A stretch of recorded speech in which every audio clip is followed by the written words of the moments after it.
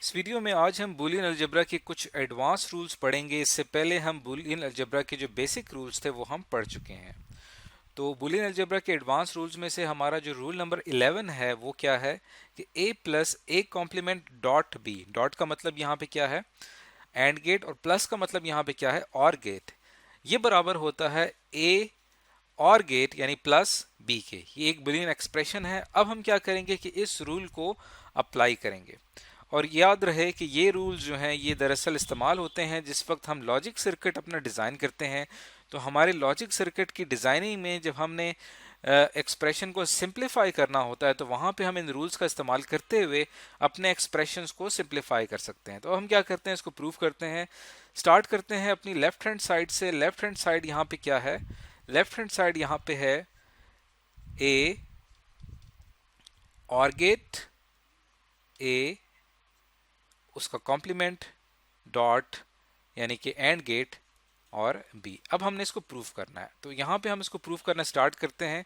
तो आप देखें कि यहाँ पे जो ए है, अगर हम बात करें, इससे पहले हमने पढ़ा था रूल नंबर 10। रूल नंबर 10 के मुताबिक, रूल नंबर 10 के मुताबिक ए जो है वो किसके बराबर होता है, ए बराबर होता है ए प्लस यानी ए और गेट ए डॉट बी के। इस रूल को अगर देखा जाए तो इसका मतलब ये हुआ कि यहाँ पे हम क्या कर सकते हैं कि इस ए को रिप्लेस कर सकते हैं। इस ए को हम रिप्लेस कर सकते हैं ए प्लस ए डॉट बी से।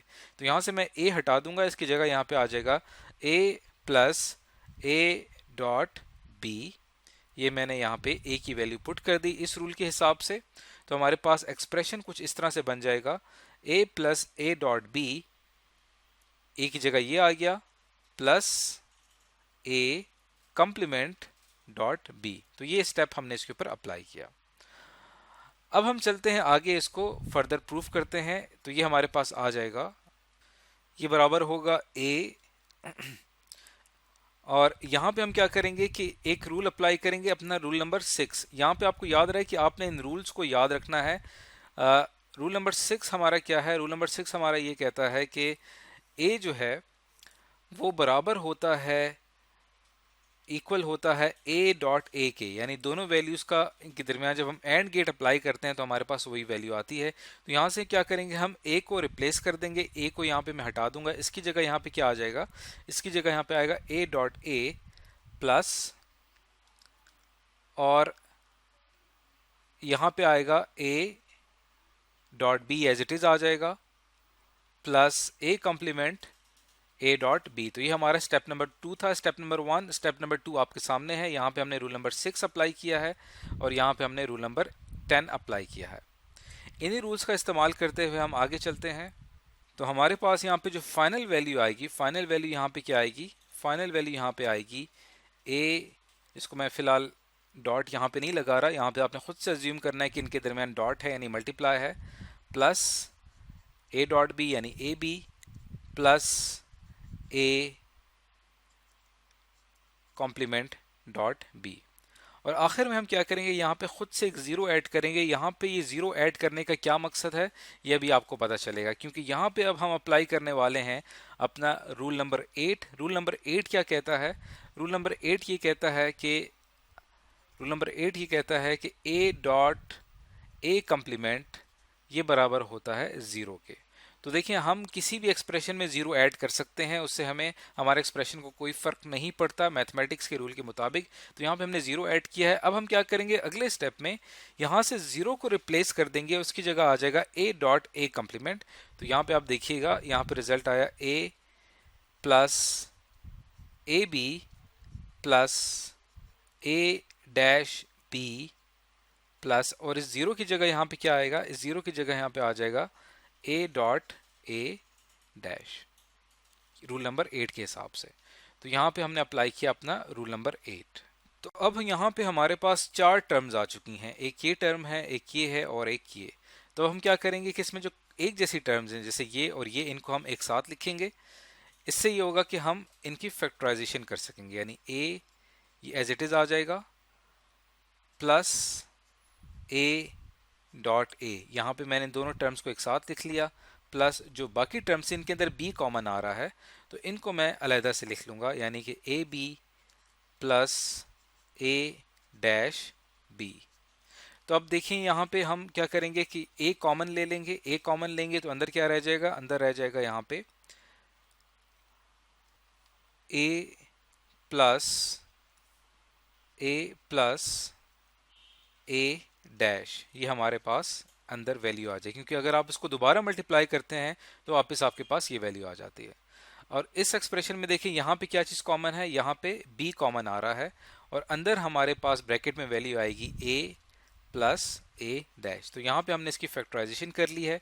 उसके बाद ये दोनों फैक्टर्स चूंकि यहाँ पे एक जैसे आ रहे हैं तो यहाँ पे हम इनको लिख लेंगे,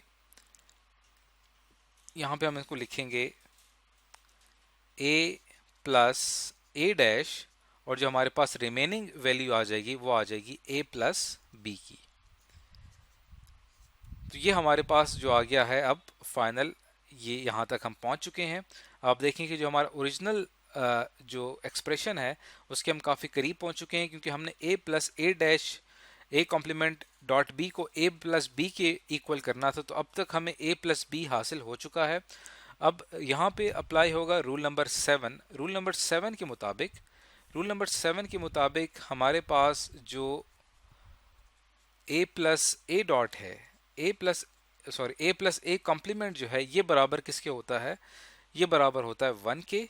तो यहाँ पे अगर मैं इसको पुट करता हूँ, इसकी value 1 dot A plus B, तो 1 किसी के साथ भी मल्टीप्लाई होता है, रिजल्ट हमारे पास वही आता है। तो हमारे पास जो फाइनल रिजल्ट आया है वो रिजल्ट क्या आया है, a प्लस बी का।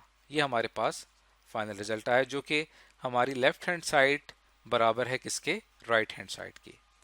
तो यहाँ पे हमने इसको प्रूफ किया है कि किस तरह से, ये देखें कि a plus A complement dot B बराबर होता है a प्लस बी के, और हमारा फाइनल आंसर भी यहाँ पे क्या आया है, a प्लस बी। तो ये हमने इस तरीके से अपने इस लॉ को, इस रूल को प्रूफ कर दिया है। अब हम इसको चाहें तो इसको ट्रुथ टेबल की मदद से भी समझ सकते हैं।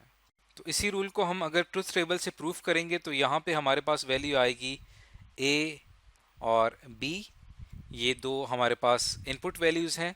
तो इस हिसाब से हमारे पास जो पॉसिबल कॉम्बिनेशन होंगे वो क्या होंगे, या तो दोनों की वैल्यू यहाँ पे 0 होगी, या a की वैल्यू 1 होगी, b की वैल्यू 0 होगी, या a की वैल्यू जो होगी वो 0 होगी, b की वैल्यू 1 होगी, या दोनों की वैल्यू यहाँ पे 1 होगी।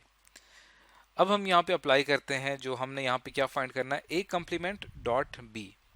तो a कम्प्लीमेंट डॉट b अगर यहाँ पे फाइंड किया जाए तो a कम्प्लीमेंट देखें, यहाँ पे a की वैल्यू क्या है, 0।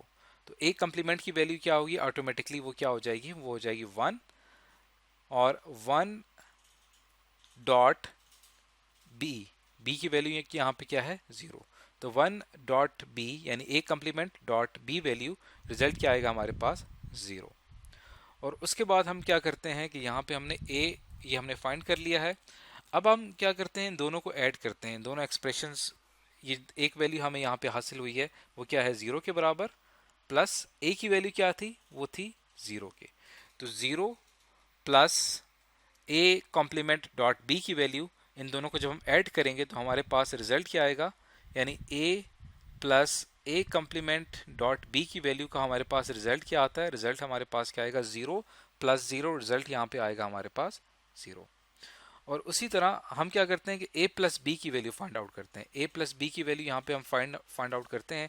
a की वैल्यू 0 थी, b की वैल्यू भी 0 थी, तो 0 प्लस 0 जवाब क्या आया, 0। अब आपने यहाँ पे क्या करना है कि इन दो वैल्यूज को आपस में कंपेयर करना है, क्या ये दोनों वैल्यूज एक दूसरे के बराबर हैं। अगर ये दोनों वैल्यूज एक दूसरे के बराबर आ रही हैं, इसका मतलब ये हुआ कि आपका एक्सप्रेशन ठीक है, यानी a plus A complement dot B की वैल्यू भी यहाँ पे रिजल्ट क्या आया, 0 आया है, और a प्लस बी का आंसर भी यहाँ पे क्या आया, 0 आया।